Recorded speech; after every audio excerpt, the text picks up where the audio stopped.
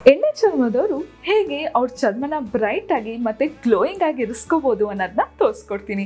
ನೀವು ನೋಡ್ತಾ ಇದ್ದೀರಾ ವಿಜಯ್ ಕರ್ನಾಟಕ, ನಾನು ನಿಮ್ಮ ಸಾರಿಕಾ. ಇವತ್ತು ನಾನು ನಿಮಗೆ ತೋರಿಸ್ಕೊಡ್ತಾ ಇರೋದು ಒಂದು ಮೈಲ್ಡ್ ಸ್ಕ್ರಬ್. ಈ ಸ್ಕ್ರಬ್ ಚರ್ಮನ ತುಂಬಾ ಬ್ರೈಟ್ ಆಗಿ ಕಾಣಿಸುತ್ತೆ ಮತ್ತೆ ಗ್ಲೋಯಿಂಗ್ ಆಗು ಕಾಣಿಸುತ್ತೆ. ಚರ್ಮದಲ್ಲಿರುವ ಎಣ್ಣೆ ಅಂಶನೂ ಕೂಡ ಕಮ್ಮಿ ಮಾಡುತ್ತೆ. ಸೊ ಬನ್ನಿ ಇದನ್ನ ಹೇಗೆ ಮಾಡೋದು ಅಂತ ನೋಡೋಣ. ನಮ್ ಸ್ಕ್ರಬ್ಬಿಗೆ ಬೇಕಾಗಿರೋದು ಸಕ್ಕರೆ, ಗೋಧಿ ಹಿಟ್ಟು, ಮುಲ್ತಾನಿ ಮಿಟ್ಟಿ, ಕೋಕೋ ಪುಡಿ ಮತ್ತೆ ಗುಲಾಬಿ ನೀರು. ಮೊದಲು ನಮ್ಮ ಸ್ಕ್ರಬ್ಬಿಗೆ 1 ಸ್ಪೂನ್ ಅಷ್ಟು ಸಕ್ಕರೆನ ಹಾಕೊಳ್ಳೋಣ. ತುಂಬಾ ದಪ್ಪಕ್ಕಿರೋ ಸಕ್ಕರೆ ತಗೊಂಬೇಡಿ, ಸ್ವಲ್ಪ ಸಣ್ಣದಾಗಿರೋದನ್ನ ತಗೊಳ್ಳಿ. ಇದು 1 ಸ್ಪೂನ್ ಅಷ್ಟು ಇದ್ರೆ ಸಾಕು.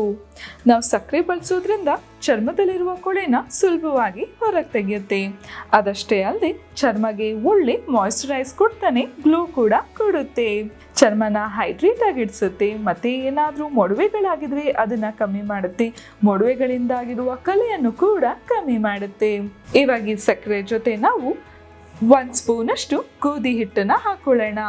ಗೋಧಿ ಹಿಟ್ಟು ಅಷ್ಟೇ ಚರ್ಮದಲ್ಲಿರುವ ಎಣ್ಣೆ ಅಂಶನ ಕಮ್ಮಿ ಮಾಡುತ್ತೆ, ಬಿಸಿಲಿಂದಾಗಿರುವ ಕಪ್ಪನ್ನ ಕಮ್ಮಿ ಮಾಡುತ್ತೆ, ಜೊತೆಗೆ ಚರ್ಮದಲ್ಲಿರುವ ಕಪ್ಪು ಕಲೆನ ಕಮ್ಮಿ ಮಾಡಿ ಚರ್ಮನ ಬ್ರೈಟ್ ಆಗಿ ಇಡಿಸೋದಕ್ಕೆ ಸಹಾಯ ಮಾಡುತ್ತೆ.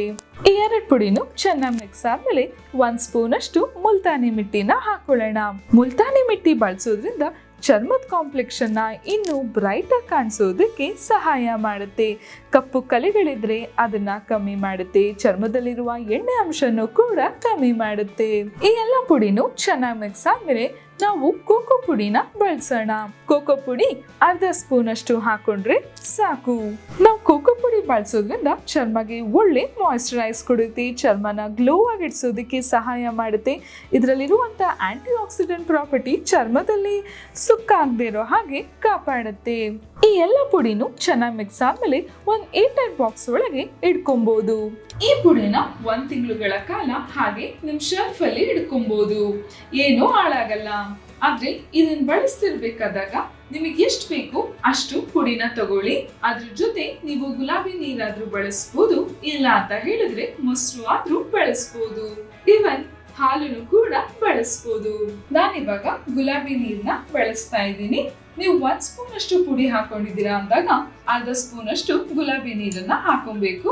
ಇಲ್ಲ ಅಂತ ಹೇಳಿದ್ರೆ 1/2 ಸ್ಪೂನ್ ಅಷ್ಟು ಮೊಸರು ಇಲ್ಲ 1/2 ಸ್ಪೂನ್ ಅಷ್ಟು ಹಾಲನ್ನ ಹಾಕೊಳ್ಳಿ.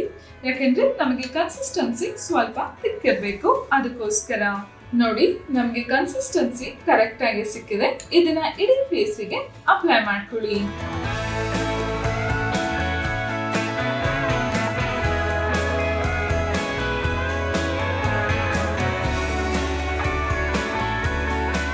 ಈ ಸ್ಕ್ರಬ್ ನ 2 ದಿನಕ್ಕೆ ಒಂದ್ಸತಿ ಟ್ರೈ ಮಾಡಿ, ಕಂಟಿನ್ಯೂಸ್ ಆಗಿ 2 ವಾರ ಟ್ರೈ ಮಾಡಿ, ಅವಾಗ ನಿಮ್ಗೆ ಡಿಫ್ರೆನ್ಸ್ ಗೊತ್ತಾಗುತ್ತೆ.